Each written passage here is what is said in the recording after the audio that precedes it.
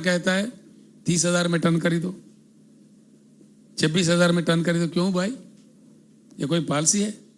इसलिए हम कम कह रहे हैं कोयला जितना डिपॉजिट्स हिंदुस्तान में है, 1 किलो कोयला भी इंपोर्ट करने की जरूरत नहीं है।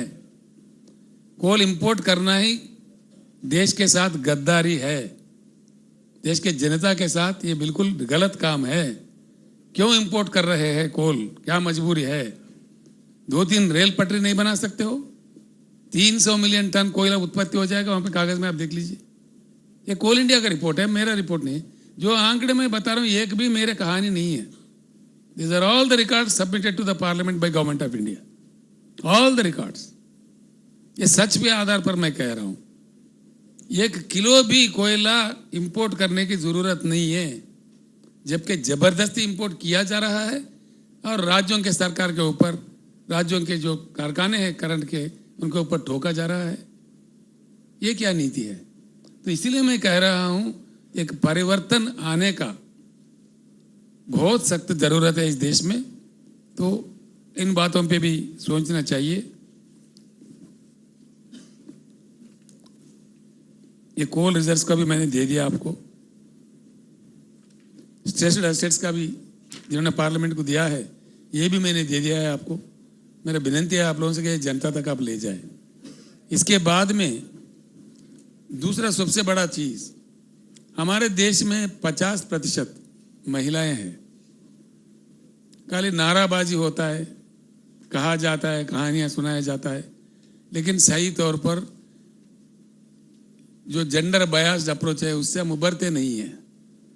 दुनिया में, पूरी दुनिया को अगर परख के देखा जाए, जिन जिन देशों में, जिन जिन समाजों में, हर सेक्टर में, देश के हर सेक्टर में महिलाओं का प्रतिनिधित्व बढ़ाया गया, वो समाज बहुत आगे बढ़ा, बहुत ही अच्छा तरक्की किया। लेकिन हमारे देश में करते नहीं हैं हम लोग, कहते हैं बहाने के लिए, कुछ कुछ मात्रा में करके ही हम उसमें बड़ा लोगों को बहला फुसलाते हैं। ये गलत रवैया है। भारत को अगर आगे बढ़ना है, तरक्की करना है, भारत का वुमेन पॉलिसी में सख्त बदलाव आना चाहिए, बिल्कुल आना चाहिए किसी भी कीमत पर। इसीलिए मैं जब केंद्रीय मंत्री था उस समय के नेताओं से मेरा आर्गुमेंट भी था, मैंने बताया भी था, मैंने प्रयास भी किया था, लेकिन सफलता नहीं पाया। लेकिन बीआरएस के पॉलिसी तौर पर मैं अनाउंस करता हूं, सारे देश को बताना चाहता हूं, बीआरएस का सरकार अगर आ जाए देश में तो बिल्कुल हर चीज में महिलाओं का प्रतिनिधित्व बढ़ा दिया जाएगा। सबसे बड़ा, उन लोगों को शासक बना देंगे। वो बहुत आसान तरीका है, लोग अब कहानियां सुनाते हैं, ऐसा नहीं। हमने एक सुझाव दिया था उस समय। अभी जो मैं, this is a very important announcement I am making on behalf of BRS. हमारा पॉलिसी है सीधा कि हिंदुस्तान के हर असेंबली में और हर काउंसिल में, जहां लेजिस्लेटिव काउंसिल है एमएलसीज का, असेंबली में, काउंसिल में और साथ ही साथ पार्लियामेंट में, सीधे ही बीआरएस सरकार बनने के बाद 1 ही साल के अंदर 33% सीटें बढ़ाएंगे। इमीडिएटली बढ़ा के वो सारे 33% सीटें महिला के रिजर्व किया जाएगा।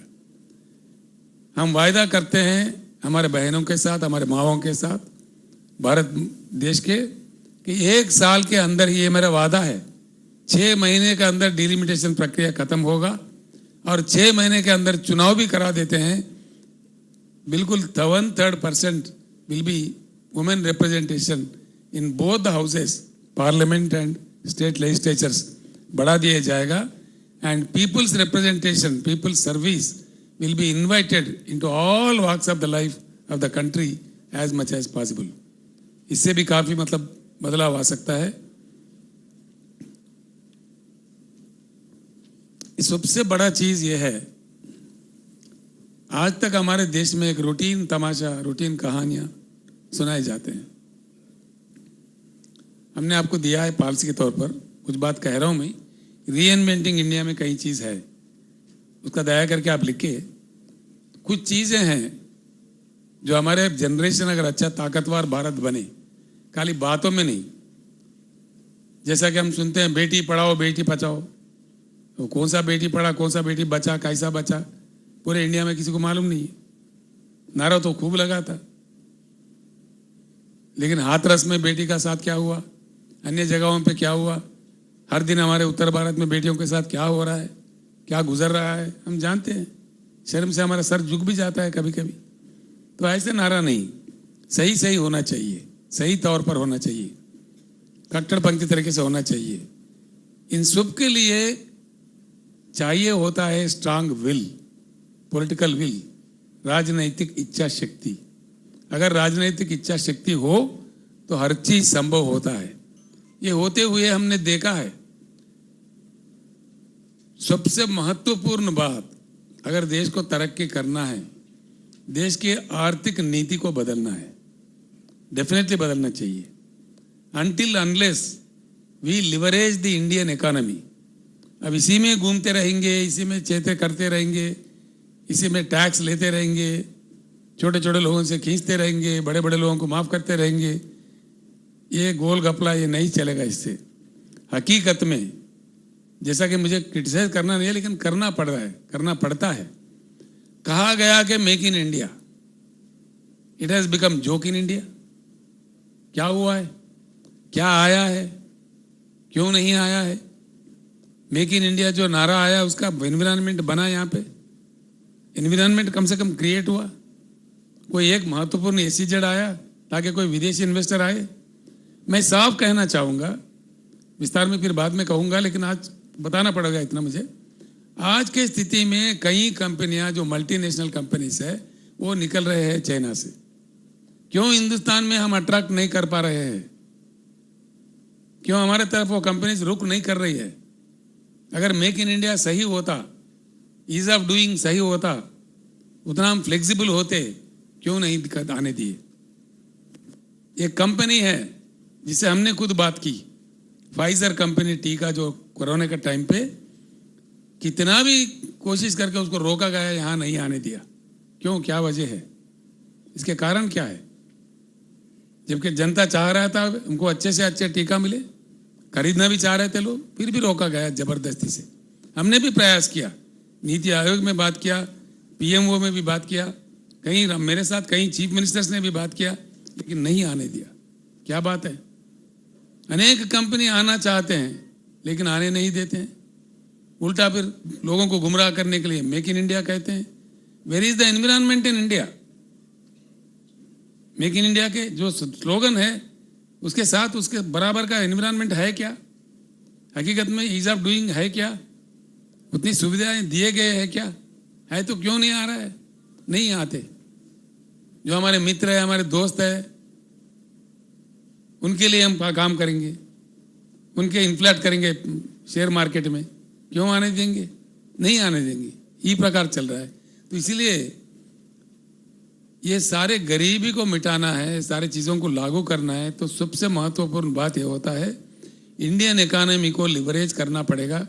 इसके लिए पूर्ण तरीके से नई नीतियाँ, रिवोल्यूशनरी नीतियाँ, जिस प्रकार से चाइना ने अपनाया था, जिस प्रकार से सिंगापुर ने अपनाया था, जिस प्रकार ने मलेशिया ने अपनाया था, जिस प्रकार से साउथ कोरिया ने अपनाया था, वो वैसा हिंदुस्तान को करना चाहिए। उस तरफ भी भारत राष्ट्र समिति पूर्ण प्रयास करेगी। आगे चल के विस्तार में हम ये पॉलिसी भी देश के सामने रखेंगे। जो बातें हम कह रहे हैं, आज कह रहे हैं, ये तो प्रेस मीट में कह रहे हैं, इसका पूरा डॉक्यूमेंट बन रहा है। भारत राष्ट्र समिति का पूर्ण पॉलिसी देश में रखना है। हमें कोई जल्दी नहीं है। हम एक चुनाव के लिए 2 सीट जीतने के लिए भारत राष्ट्र समिति नहीं है भाइयों। भारत राष्ट्र समिति एक मिशन है। It will work on mission mode. राजनीतिक रास्ता से देश के विचारधारा में, राजनीति के विचारधारा में, गवर्नमेंट को चलाने में, संविधान को इम्प्लीमेंट करने में पूर्ण रूप का परिवर्तन चाहता है बीआरएस। वो आए बिना ये देश बिल्कुल विकास नहीं करेगा। ऐसे ही झूठे वायदे जो 75 साल हम पे गुजरा है, हालात यहाँ पे आ गया। 75 साल इतने लंबे लंबे भाषण, इतने वायदे, इतने मैनिफेस्टोस, इतने चुनाव, ये सब प्रक्रिया देखने के बाद आखिरकार दिखता क्या है सामने? महाराष्ट्र जैसा एक इकोनॉमिकली स्ट्रांग राज्य में हिंदुस्तान के सबसे ज्यादा किसान की आत्महत्या क्यों होता है, ये नजारा क्यों दिखता है, ये क्यों रहना चाहिए ऐसी स्थिति? यही भारत है, यही इसी भारत का सपना था। हमारे आजादी के जो सिपह सलार थे, हमारे लिए अपने जान कुर्बान दिए थे। शहीद भगत सिंह का यही आशा था आजादी के लिए। वो क्यों फांसी का फंदा गले लगाए थे? इसी चीजों के लिए नहीं, बिल्कुल नहीं। इसीलिए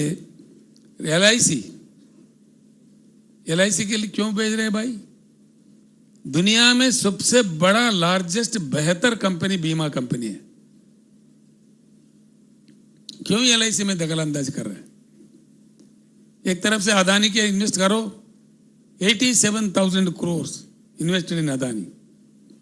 झूठा उनको प्रेशर डाल के आज स्टेटमेंट दिलवाया जा, नहीं नहीं हमारा कोई घाटा नहीं हुआ, कोई नुकसान नहीं हुआ, देश को गुमराह करने के लिए। क्या बात है? वो आ जाएगा, सब कुछ आ जाएगा। कोई नुकसान नहीं हुआ, कोई खराब नहीं हुआ, तो पार्लियामेंट में डिमांड कर रहे हैं विपक्षी दल, क्यों नहीं मान रहे? सरकार को मानना चाहिए। चर्चा करो पार्लियामेंट में, ज्वाइंट पार्लियामेंट्री कमेटी डालो। अगर दाल में कुछ काला नहीं है तो मैं प्रधानमंत्री जी से आग्रह करता हूं, बिल्कुल इतना बड़ा घोटाला हुआ है, एक हफ्ते भर में 10 लाख करोड़ का उनका